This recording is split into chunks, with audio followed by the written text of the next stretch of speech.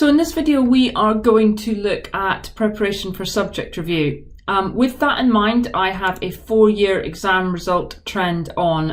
Ignore the specific years there and the fact that there was obviously a lot going on in these 2 years particularly, but just the principles. So I've got a 4-year exam result trend on, and I'm going to look at this in the context of Key Stage 4. So if I jump into subject analysis, I get my overview of my analysis at all key stages and all subjects. I'm going to look at Key Stage 4, and the easiest way to do that is to knock off the Key Stage 5, all filters, and then put Key Stage 4 back on. And I'm head of history. So I'm going to look at this table and I'm going to look at it in context of head of history. I've been bumping around on a sort of 5, 4, 5, 5. So I'm preparing for a subject review interview with my line manager, and I'm going to dig in behind the detail of that grade 5 and see if there are any stories behind the scenes which I might want to put into my sort of intervention action plan going forward this year. So pop into history. First thing that I get on the overview page then is I get a gap analysis table, and it shows me key groups within my subject, and it shows me how they've done independently of each other. So first thing I'm noting is that the girls, for the latest grade point, the girls are grade 4 and the boys are grade 6. Now let me look at the score, and can you see the difference in those two numbers is 0.15. Now, 0.2 is equivalent to a grade per student, and so that's effectively 3/4 of a grade. So the girls are outperforming the boys by 3/4 of a grade. Now, the key thing for me is that historically relevant? Has that been happening for some time? And if I track back, yes, it has. So there's been a trend in history over the last 3 years at least. I don't think there wasn't one there. But over the last 3 years, there has been a trend of the boys slightly underperforming with respect to the girls. So that's something to just hold in my head for a moment. Disadvantage, there's a bit of a gap, 0.1, which is half a grade. So again, a bit of a problem there. And that again was prevalent last year, but not the year before. Okay, so just holding all these things in my head. The one thing that does jump out to me is the quite big gap there between the high prior attainers and the middle prior attainers, in the sense of these 24 students really have made fairly poor progress, and yet the high and the low, although there's only one low, but they've made much, much better progress. So that's a worry, the middle prior attainers. Let's look at those in just a moment. Now, if I scroll down further, I get to teaching sets.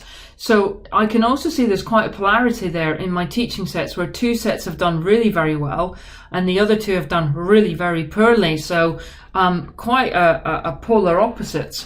I could choose to do jump into one of these teaching sets or both and have a look at them in more detail just by clicking on the teaching set itself, and it takes you, if I just do that, to a similar sort of overview page with the gap analysis, etc., that you can walk through the teaching set there, and there's a gender gap right there. Although interestingly, the high prior attainers in this group have done much less well than the middle prior attainers. So another story unfolding in there. Now, to go back to the history overview, just click on that arrow and it will take you back. Now, what I'm going to do is just give you an idea of the kinds of modelling and questions that you can ask of this data. And to do that, I'm going to apply a comparison to this. If I apply high, middle and low, because let's take that thread through, the middle prior attainers in the overview not doing so well. It brings up the thermometer with the lozenges on, and I can then start dragging and dropping. So if I click on mid and drag them to a 5, 9 students of that middle prior attainment group would have to have improved in order for me to be a grade 5 and not a grade 7. And so that kind of raises the question of, well, who were those 24 middle prior attainers? So let's jump into the student page. and you can see if I've left a comparison on, I can see them here. So 24 of them there. If I just sort by prior attainment, then what I can see is that their MEG was a 5, and very few of them got 5s. Lots of these, lots of 4s, and if I just scroll down the rest of that table, you can see 4s and the odd 1, which is really quite concerning. So that's telling me that we haven't mastered, or we haven't nailed the fact that our middle prior attainers in history are actually managing to hit those MEGs of the grade 5. So could we, for example, going forward, make that part of our departmental action plan, is to focus in on the middle prior attainers hitting those 5s. And if I just scroll, just have a look at this gender column, because quite a number of them there are boys. And so that ties together with that initial thing that we saw, that there was a gap analysis. There was a gap between the girls and the boys' progress. So those are just a couple of things that you might have a look at as a subject leader preparing for subject review. The other place that you might, there are other pages here, but the other place that you might head is to the student analysis overview.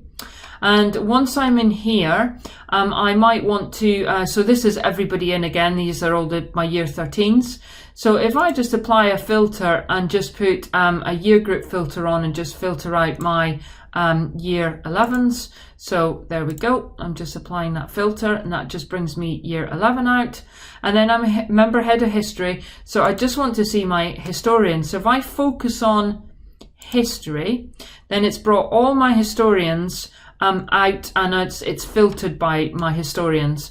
And so what I can then do is I can just get a feel for, well, how did they do in their other subjects compared to history? And I'm just getting a sort of visual clue at the moment as to, you know, the fact that there's some mosaics going on. It just allows me to give myself a visual sort of representation of that. I can export that with only those students filtered, and that's the way that I could get the whole horizontal view on that. The final place I'm going to take you is to the monitoring accuracy. And with monitoring accuracy, I'm able to put on any 2 grade points. So I'm going to keep my 2020 in there, and then I'm going to delete these other grade points because I just want to see how accurate my staff were predicting. Again, ignore the fact that it's 2020, but I want to find my year 11, my last monitoring point for year 11 that I made. So let's choose that predicted year 11 monitoring point. So this is what I thought, or what my staff in history thought they were going to get, and this is what they actually got. So let's look at history then. So we thought they were going to get a 5, and they got a 5. So actually, I'm pretty happy with my accuracy of predicting for that particular cohort of students. If I pop into the history page, I get a graph. Oh, look at that, nice and flat. But I could overlay my teaching sets onto that, and I could get an idea of how my teaching sets looked in terms of their prediction over the top of my overall subject predicting. So it's just a different way of looking at a very similar thing. I hope that all helps, there are obviously lots more areas and avenues that you could go down, but that's just a very high level overview for you preparing for subject review.